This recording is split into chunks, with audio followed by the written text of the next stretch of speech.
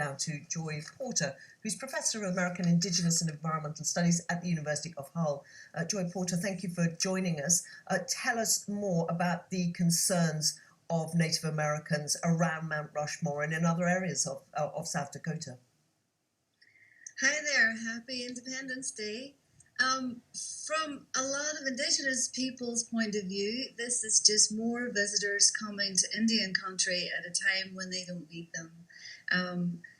You have a big influx of folk coming into a state that hasn't implemented a lot of anti-coronavirus measures, and people are concerned, Indigenous people, that the fireworks that are being mooted or pushed and the people coming in could have negative impacts on the actual environment. Wildfires could be caused, which could affect the water. It's a problem of having a lot of visitors on your land, effectively. That's what's bothering a lot of folk. And remember that these monuments are in contravention of the Treaty of Fort Laramie of 1868. This is sacred land that's been carved upon.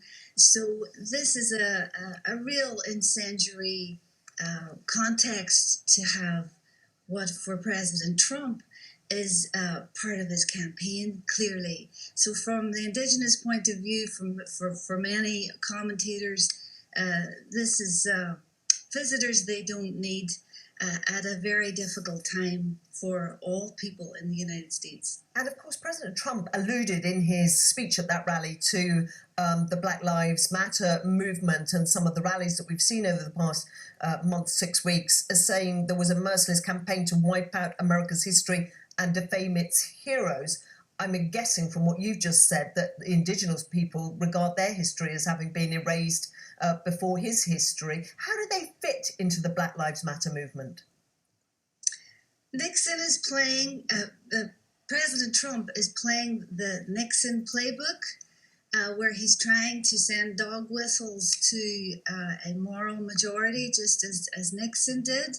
And I think as Nixon used Indigenous people for various political objectives, President Trump is trying to use this backdrop to send out certain signals to his base.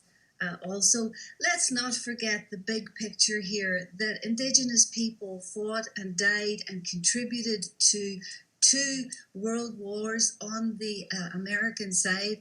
They are patriotic, and it cannot be denied. So this false opposition that's being set up by President Trump, these divisions that he's trying to create, can't really be borne out by close attention to the facts. And while we're on the topic, other people have messages, not just President Trump. It's interesting that the Washington Redskins American football team say they're reviewing their name. Now, is this a kind of act of contrition on their part, or is this just bowing to the market and the force of their customers? They're in the entertainment business. The zeitgeist has changed. This is not a good financial decision to keep up with mascots that are mired in the 1927. That's when it began. Well, this is over now. They're making a very smart business decision. I'm always keen to see symbols changed to a more positive dimension, but what really matters is what happens on the ground. What matters is jobs, sanitation, what's happening on reservations, and the more these things can be linked, the symbols can be linked to what things are like for kids, for elders, for people trying to have their part of the American dream. That's what really matters. Joy Porter, thank you so much for joining us.